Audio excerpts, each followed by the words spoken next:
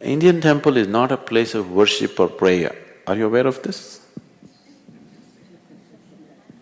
It is not a place of worship or prayer. Today, because you don't know what else to do, you're going and doing things that everybody else is doing everywhere. Nobody ever leads a prayer in the Indian temple. These were… there's a whole science of building a temple. This is called as Agama Shastra. If the shape and size of the idol, the mudras that the idol will hold, the mantras that you use to consecrate this, the size and shape of the sanctum sanctorium, the outer parikrama, all these things, there are five basic ingredients. If these five things are properly matched, it will become a very powerful field of energy. So the tradition tells you, every day in the morning before you go to work or anywhere else, first thing is you have a shower, go sit in the temple for some time and then go out into the world. It is like a public battery charging place. Once you go into the world, the nature of the world, the physical, material world is such, once you go into the world, every transaction in the world is like this. My profit is your loss is my profit. If you are not in a certain way, there is a possibility of friction in every single transaction in your life. Isn't it so? Yes? Every word that you utter, every little thing that you exchange, everywhere you can fight with somebody.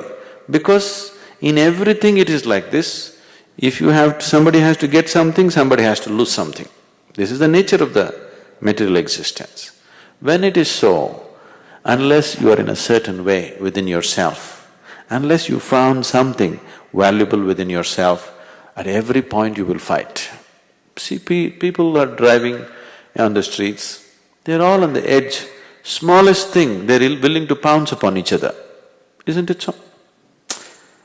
You don't own the road, just if you go into his lane or he comes into your lane, something happens. I've seen people completely freaking out and do you see this? Because every transaction is a friction if you are not in a certain way within yourself. So every day you go there, charge your batteries and go out so that you sail smoothly through the day and come back. It is also said in the tradition, once you're in the spiritual path, you need not go to the temple. Are you aware of this? Once you're in the spiritual path, you need not go to the temple, because now you have self-charging methods. You're charging your own batteries. You don't need to go to the public charging place. So the Indian temple was never a place of worship or prayer. Even now it is not so, though people are slowly trying to make it like a church where they go and pray and ask for this and that. Otherwise, in the tradition they told you, you have to sit there for some time. At least in South India it's still alive. I think in North it's generally dead.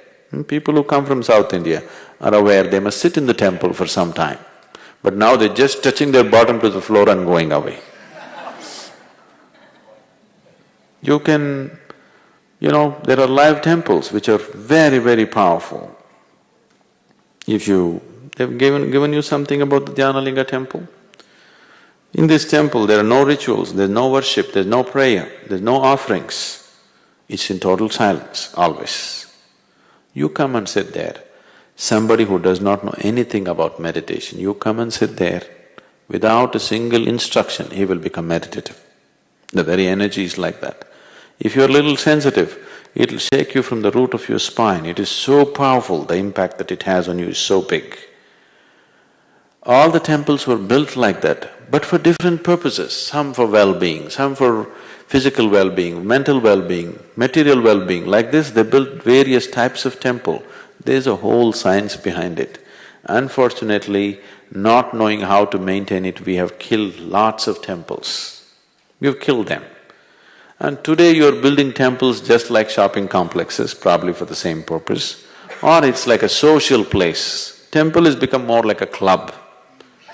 It's okay in United States, you want to meet your own community in a certain atmosphere, so you create a certain thing.